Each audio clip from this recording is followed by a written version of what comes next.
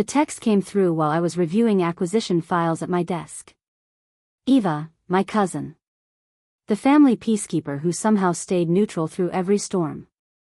Vanessa's hosting the Lakewood charity gala next week. She said you should come. I stared at the screen for a full minute. 12 years. 12 years since Vanessa and I had spoken more than polite nothings at funerals. 12 years since I'd set foot in that club. And suddenly an invitation to the very place that had destroyed Dad's pride. My finger hovered over the delete button. The smart move was ignoring it. The safe move was staying away. But something twisted in my chest, not quite curiosity, not quite courage. Maybe just the need to finally close a door that had been hanging open too long. I texted back, "I'll think about it." Eva responded immediately with 3 heart emojis. She meant well. She always did. But she didn't understand what she was asking. How could she? She'd grown up watching from the sidelines while Vanessa and I circled each other like planets with incompatible orbits. I set my phone down and returned to the file in front of me. Property assessments. Debt ratios. Acquisition timelines. Numbers made sense. Numbers didn't lie or play favorites. Family did both. Growing up, Vanessa was sunlight. I was the shadow it cast. She entered rooms and people turned toward her like flowers seeking warmth. Beautiful in that effortless way that made other girls hate themselves.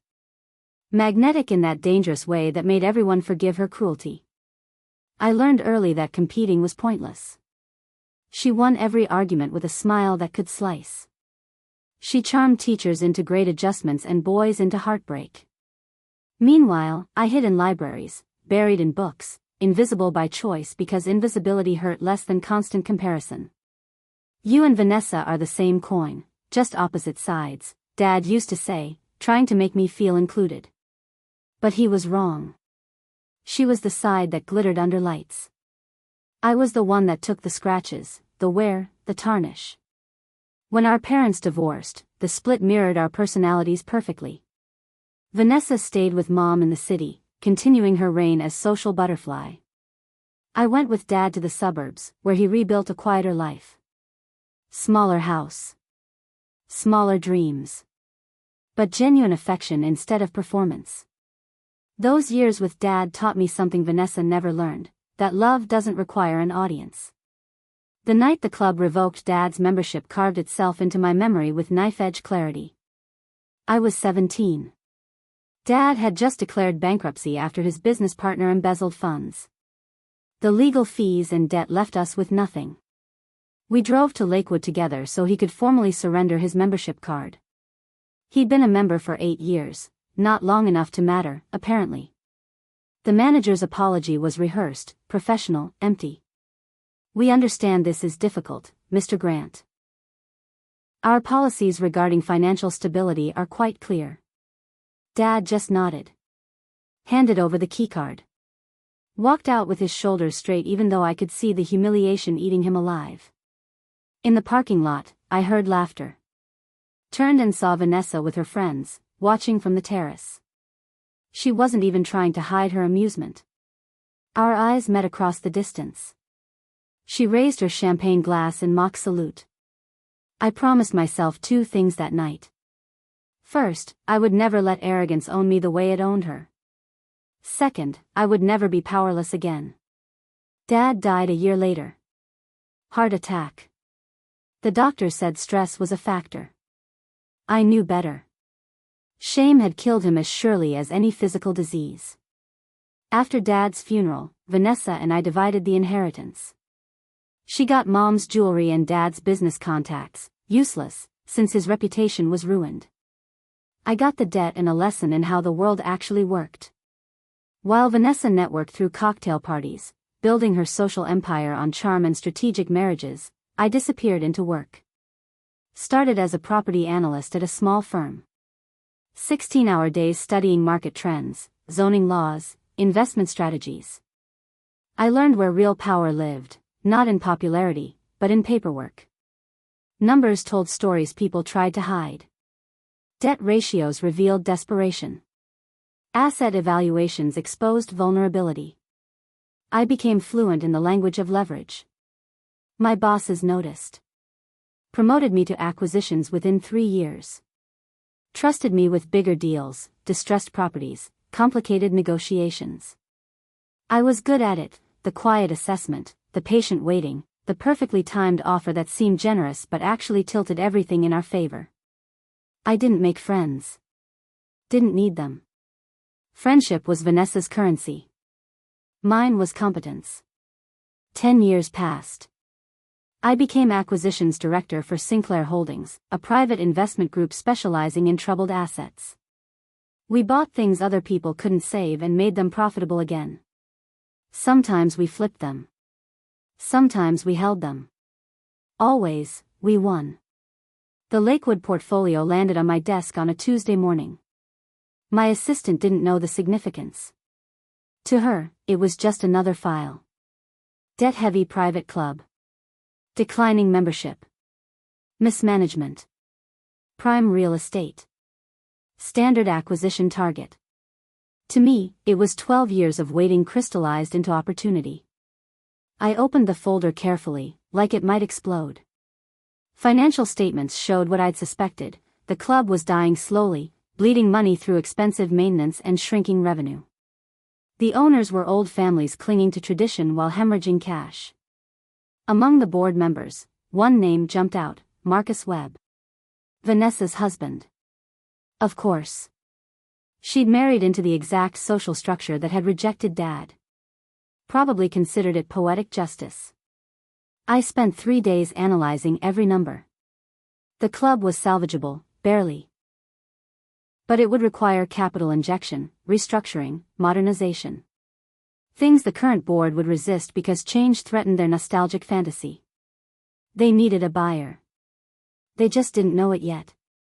I drafted the acquisition proposal myself. Routed it through our shell subsidiary so my name stayed hidden behind corporate anonymity.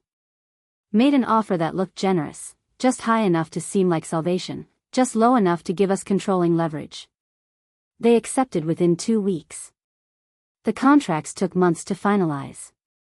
Lawyers, due diligence, regulatory approvals. I stayed patient. Rushed deals fell apart. Careful ones became ironclad. I didn't tell anyone what I was doing. Not my team, not Eva, certainly not Vanessa. This wasn't about revenge. Not exactly. It was about rewriting a story that had ended wrong 12 years ago. The final transfer papers arrived for signature on a Friday afternoon. I read through every page, every clause, every line of legalese that basically said, Mira Grant now owns the Lakewood Country Club through Sinclair subsidiary holdings. My hands shook slightly as I signed. Not from fear. From the weight of completion. That evening, I sat in my apartment with a glass of wine I didn't drink, staring at the city lights. Somewhere out there, Vanessa was planning her annual charity gala. The one she hosted every year at Lakewood. The one that cemented her position as society darling.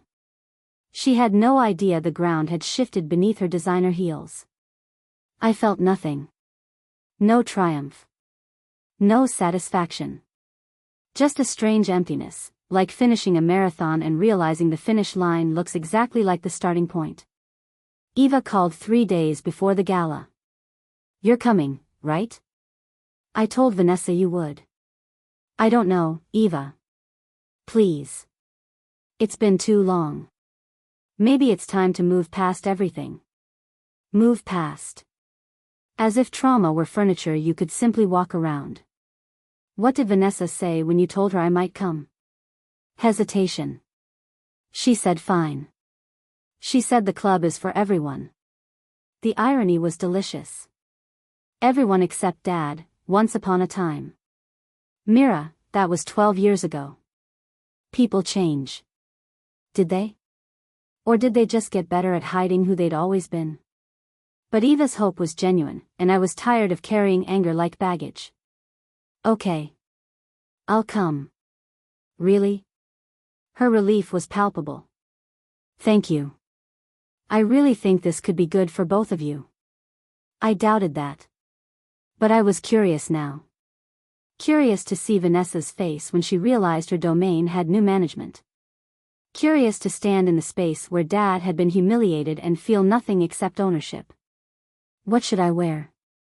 I asked, because Eva would appreciate the normalcy of the question. Something fabulous. It's black tie. Of course it was. The night of the gala, I stood in front of my closet for 20 minutes. Finally chose a simple black dress, elegant but not flashy. Pearl earrings Dad had given me for college graduation. Hair pulled back in a neat bun. Professional armor. My phone buzzed. The general manager of Lakewood, confirming receipt of the ownership transfer memo. It had gone through at 6:45, time-stamped and official. The board had been notified. Staff had been briefed. Everything was documented. I was, legally and completely, the new proprietor. Vanessa just didn't know yet. I drove to the club with my hands steady on the wheel. Rehearsed nothing. Whatever happened would happen. The valet parking attendant greeted me politely. Good evening, ma'am. Welcome to Lakewood. The marble lobby gleamed exactly as it had 12 years ago. Crystal chandeliers. Polished floors. The faint smell of expensive perfume and older money. I paused just inside the entrance, letting memories wash over me. Dad's face. His quiet dignity. The manager's cold professionalism. Then I pushed the memories aside and walked toward the ballroom where music and laughter spilled from open doors. The ballroom was stunning. Flowers everywhere, tables draped in white linen, champagne flowing like water. Vanessa had outdone herself. She stood near the center, holding court with a circle of admirers. Still beautiful. Still magnetic. Still dangerous. Our eyes met across the room. Her smile froze mid-laugh. Confusion flickered, then sharpened into something colder. She excused herself from her group and walked toward me with purpose. What are you doing here? Not a greeting. An accusation. Eva invited me. I thought. I know what you thought. Her voice was low, controlled. Public face still in place but cracking at the edges. This isn't your kind of event, Mira. My kind of event? You know what I mean.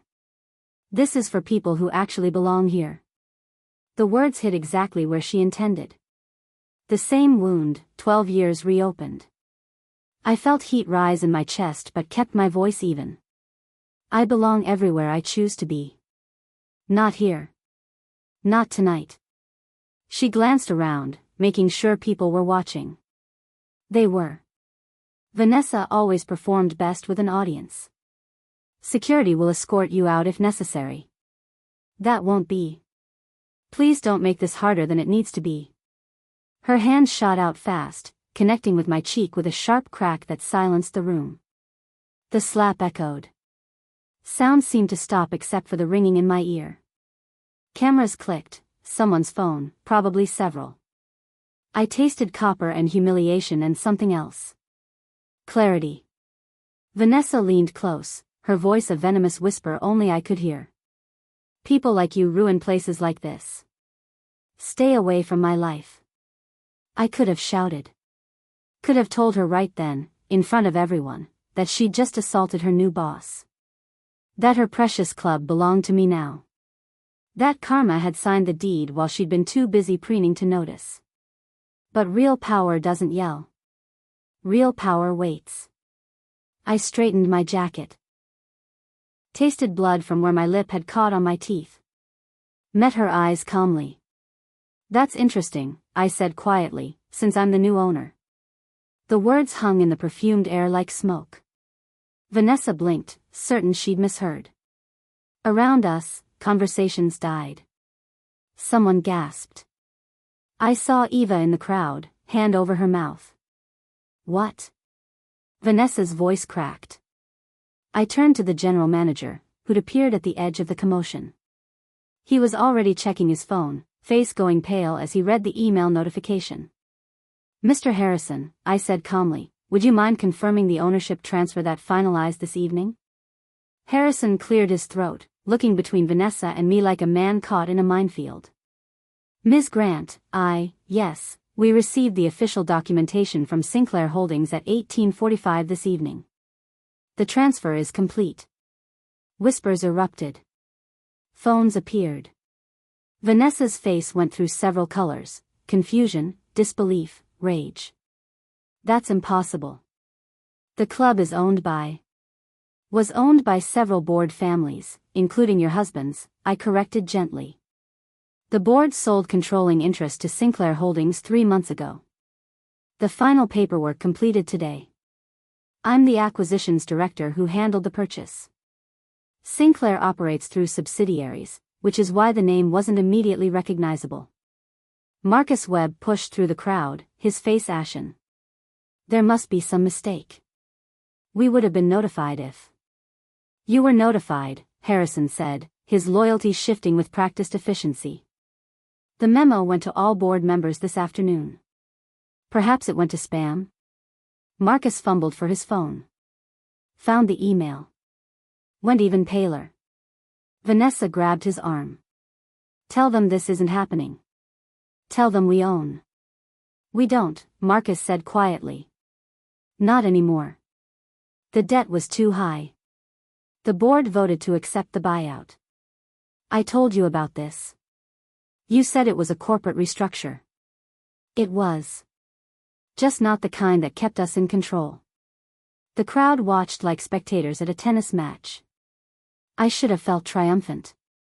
Should have savored Vanessa's humiliation the way she'd savored Dad's. Instead, I just felt tired. If you'll excuse me, I said to no one in particular, and walked toward the exit.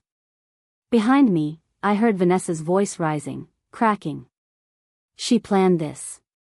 She's been plotting this for years. Someone stop her. But no one did.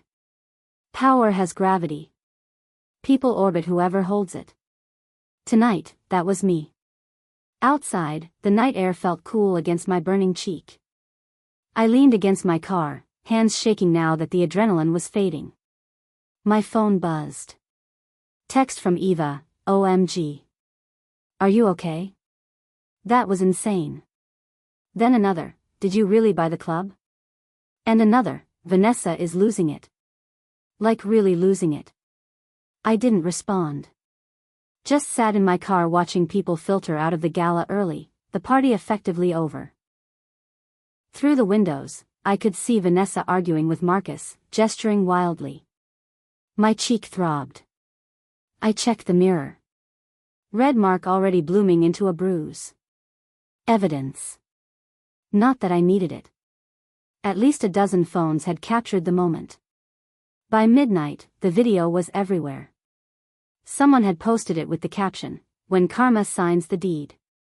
The clip showed Vanessa's slap, my calm response, the crowd's reaction. It had 10,000 views before I went to bed. 50,000 by morning. My inbox exploded. Reporters requesting interviews. Old colleagues congratulating me. Strangers sending support. The narrative wrote itself. Wronged sister buys country club, reveals ownership after being assaulted by arrogant sibling. Perfect underdog story. I ignored most of it. Responded to a few professional contacts with brief thank yous. Otherwise stayed silent. Silence, I'd learned, echoed louder than explanations. Eva called 3 times before I answered. Mira, oh my God. Are you okay? Your face, did you go to the hospital? It's just a bruise. I'm fine. You're not fine. Vanessa hit you. In front of everyone. I can't believe. I can, I said quietly. It's very on brand for her. Silence. Then, carefully, why didn't you tell me about buying the club? Because it wasn't anyone's business until it was. I would have supported you. I know. But I needed to do this alone. More silence. What happens now? Now I figure out what kind of owner I want to be. Monday morning, I arrived at Lakewood for my first official meeting as proprietor. The staff lined up like soldiers, uncertain whether to celebrate or panic. Harrison, the general manager, greeted me with careful professionalism. "Ms. Grant. Welcome. We're honored to have you." "Let's skip the performance," I said. "I need complete financial records, staff evaluations, membership data, and maintenance reports by end of day. Also, schedule a full staff meeting for Wednesday morning." He blinked. "All of that by tonight? You've had 3 months since the sale was announced to prepare for new ownership. If you haven't compiled basics, that's a management problem we'll need to address." He straightened. "Yes, ma'am. Consider it done." I walked through the club methodically. Noted peeling paint in the locker rooms, outdated fixtures in the bathrooms, carpets worn thin in high-traffic areas. The public spaces gleamed for show, but behind the scenes, everything was crumbling from neglect and deferred maintenance. The pool area made me pause. This was where Dad used to bring me on Sunday mornings. We'd swim laps together, then eat breakfast on the terrace. Simple happiness before everything fell apart. "Ms. Grant?" Harrison appeared beside me. "Is something wrong?" "No," I said. "Just remembering." The staff meeting Wednesday was tense. 37 employees crowded into the conference room, ranging from valets to chefs to groundskeepers. They eyed me with suspicion and curiosity in equal measure. I stood at the front, no notes, no presentation. Just honesty. "I know you're worried about your jobs." "That's fair. New ownership usually means cuts. But I'm not interested in slashing positions to inflate profit margins. I'm interested in running a sustainable operation that serves the community." Confused glances. "The community?" someone asked. "This club has operated as an exclusive enclave for decades. That model is dying. Membership is down, revenue is shrinking, and frankly, the world has moved on from country clubs that only cater to wealthy families. We're going to adapt." A server raised her hand. "How?" "Public access on weekends. Affordable membership tiers. Partnerships with local schools for swimming and golf programs. Scholarships for underprivileged kids. We'll maintain the premium offerings for existing members, but we'll also open the doors to people who've been excluded." Silence. Then the groundskeeper, an older man named Carlos, smiled. "About damn time." Several people laughed. The tension broke slightly. I continued, "This won't happen overnight. We have repairs to make, systems to update, culture to change. I need everyone's help. If you're willing to work with me, I'm willing to invest in making this place better." Questions? Dozens of hands shot up. Over the next month, I worked 16-hour days renovating Lakewood from the inside out. New paint, new equipment, updated technology. I hired a diversity consultant to help reshape policies. Brought in a marketing team to rebrand the club as Lakewood Community Center, Tradition Reimagined. The old board members resigned one by one, unable to stomach the changes. Marcus Webb left quietly, his reputation damaged by association with Vanessa's public meltdown. Other families followed, canceling memberships in protest. Good. We replaced them with young professionals, diverse families, community organizations. By the second month, membership had dropped 30%, but revenue had actually increased from higher volume and better management. The scholarship program launched in partnership with local schools. Every Saturday, 50 kids from low-income neighborhoods came for free swimming and golf lessons.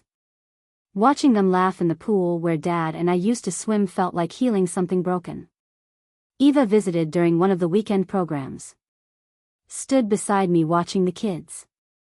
"You're really doing it," she said. "Changing everything. Trying to. Vanessa won't stop talking about how you ruined her reputation." I glanced at her. Did I? Or did she ruin it herself by slapping me in front of cameras?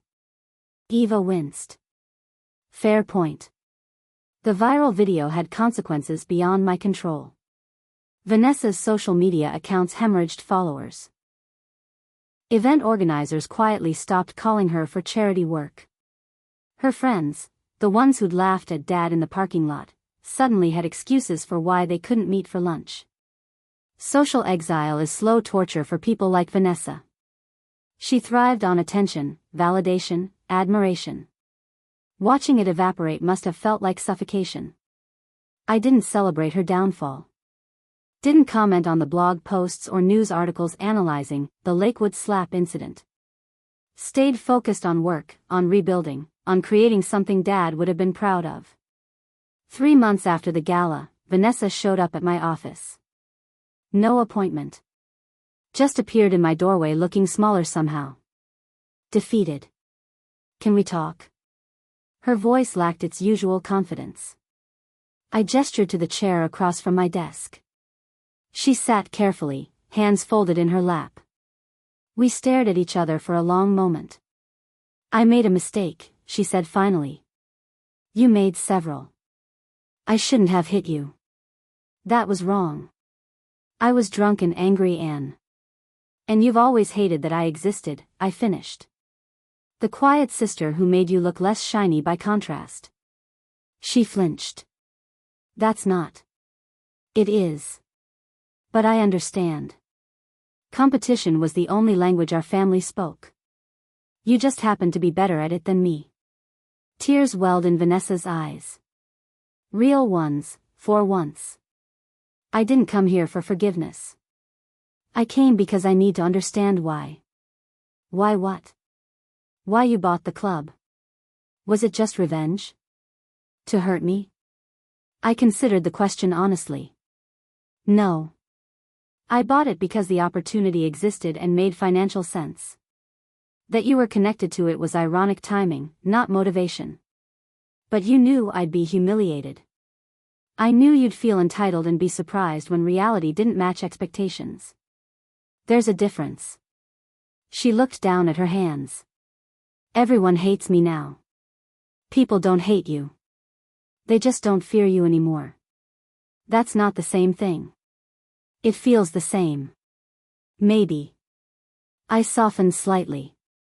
Look, I'm not interested in destroying your life, Vanessa. But I'm also not interested in pretending the past didn't happen. Dad was humiliated here. You laughed. That memory lives in me whether I want it to or not. I was young and stupid. You were cruel. Own it. Then decide who you want to be now. She wiped her eyes carefully, preserving mascara. Can I still use the club? It's open to everyone now. Follow the rules, pay the membership fee, behave like a decent human being. That's all that's required. Vanessa did join, eventually. Came on public weekends, stayed quiet, treated staff with actual respect. People noticed. The gossip blogs moved on to newer scandals. Her social media stopped hemorrhaging followers and stabilized at a smaller, possibly more genuine base. We didn't become friends. Didn't have tearful reconciliation scenes. Just existed in the same spaces occasionally, acknowledging each other with polite nods. It was enough. 6 months after the gala, Eva organized a small family dinner. Just the 3 of us at a quiet restaurant. Vanessa apologized again, more genuinely this time. I accepted without pretending the wounds had fully healed. To moving forward, Eva toasted, ever the optimist. To moving forward, Vanessa and I echoed, glasses clinking with the sound of fragile peace. Afterward, walking to my car, Eva hugged me tightly. Thank you for giving her a chance. I gave her the same chance I give everyone. Nothing more, nothing less. That's more than she deserved. Maybe. But carrying resentment was exhausting. This way is easier. Eva pulled back, studying my face. Are you happy? Was I? I'm content. That's better than happy. It lasts longer. 1 year after the acquisition, I stood on Lakewood's terrace watching sunset paint the lake gold.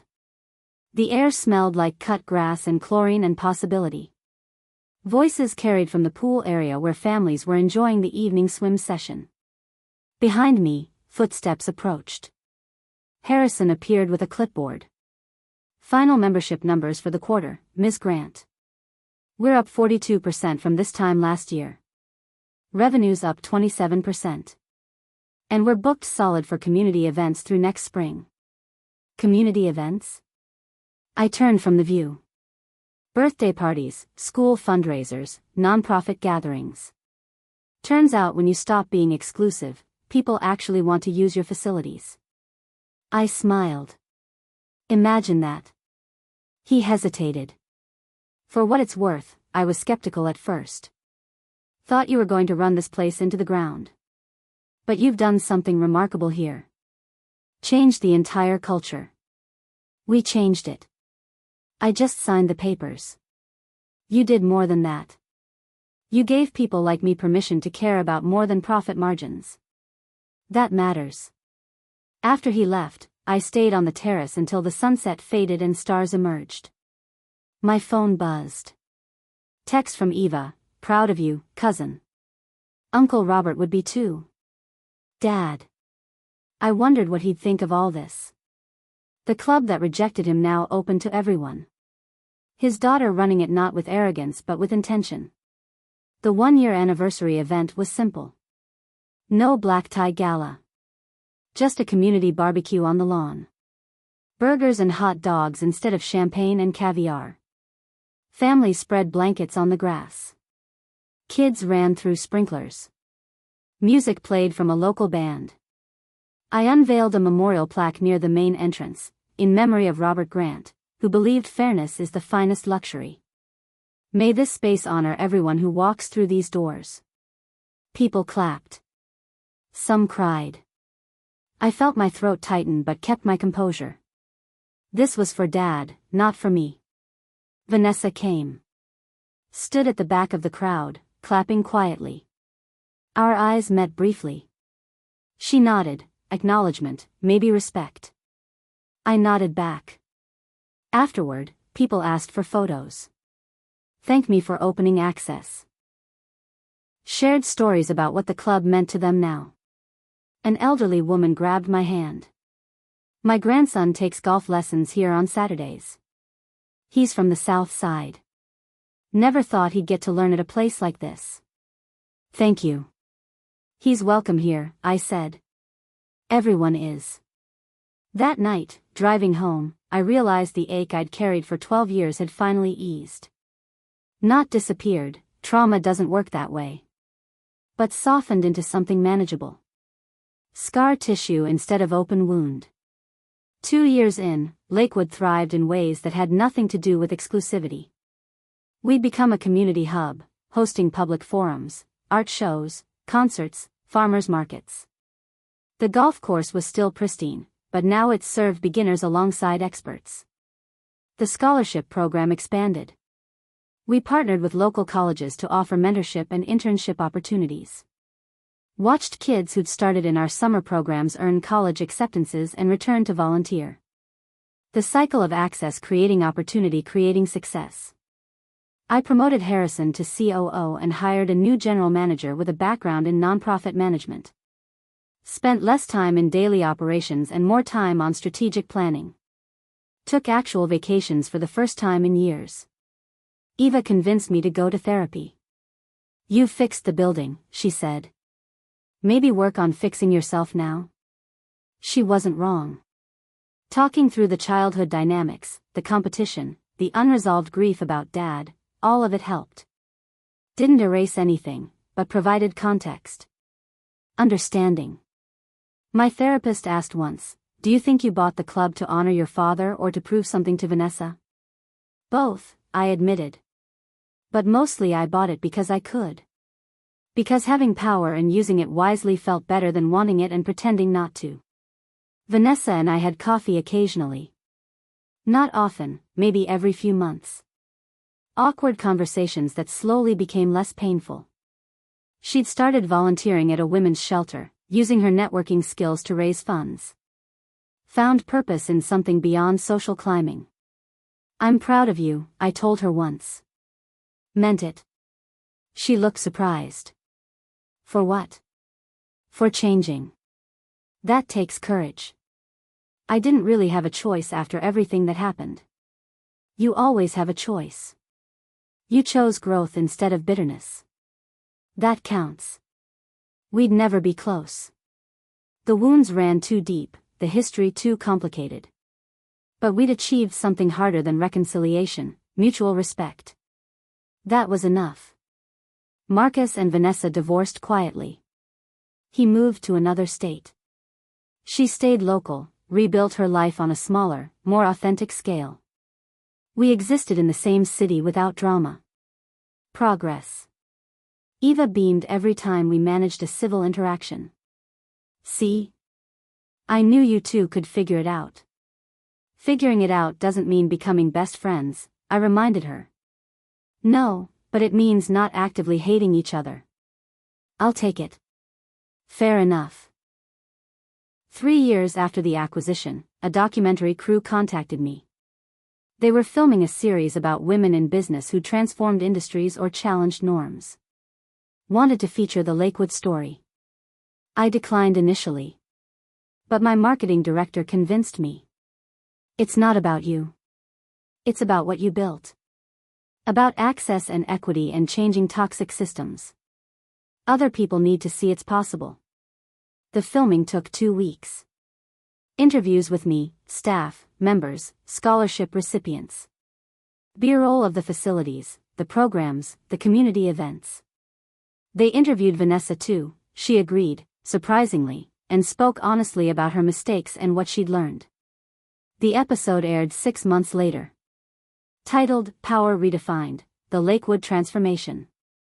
Showed the before and after. Included the viral slap clip but framed it as a turning point rather than spectacle. Focused on the work that came after, the intentional rebuilding, the community investment, the culture shift. Reviews were positive. Viewership high. My phone exploded again, but this time with opportunities, speaking engagements, consulting offers, other clubs wanting to replicate the model. I accepted a few. Turned down most. Stayed focused on Lakewood. On the work that mattered. On building something lasting. 5 years after that night in the parking lot when I promised myself I'd never be powerless again, I stood in the same spot. The club lights glowed warm behind me. Inside, a Saturday evening community dance was in full swing. Music and laughter spilled into the night. My cheek no longer hurt. The bruise had faded years ago, though photos of it still circulated online whenever someone wrote about the Lakewood incident. I'd stopped reading those articles. Stopped measuring success by how many people knew my story. Success was the teenage girl from the scholarship program who'd just been accepted to MIT on a full ride. Success was the elderly couple who'd joined as members after 40 years of thinking country clubs weren't for people like them. Success was Carlos, the groundskeeper, telling me his son wanted to study landscape architecture because of working here. Eva joined me outside. Penny for your thoughts? Just thinking about Dad. Wishing he could see this. He can, she said with gentle certainty. Wherever he is, he's watching. And he's proud. Maybe. Or maybe he was just gone, and I was projecting hopes onto memory. Either way, I'd done what I set out to do. Not perfectly. Not without mistakes. But honestly, with intention, with justice balanced against mercy. Ready to go back in? Eva asked. They're about to cut the anniversary cake. In a minute. I wanted to hold this moment, the quiet before the celebration, the peace I'd earned through patience instead of revenge, the understanding that power used carefully changes more than power wielded cruelly. The lake glinted under moonlight. My reflection wavered in the glass doors. Behind it, the club I'd bought not to destroy but to remake. And in that reflection, I finally recognized the person I'd become. Not my father's daughter trying to vindicate his memory. Not Vanessa's sister still seeking approval. Just Mira. Flawed, determined, evolving. That was enough. We went back inside together, and the music swept us into the celebration. The night continued, ordinary and extraordinary at once. And I danced, finally light enough to move freely, finally certain that the truest kind of power isn't what you take from others, it's what you build when you stop needing to prove you're worthy of building it.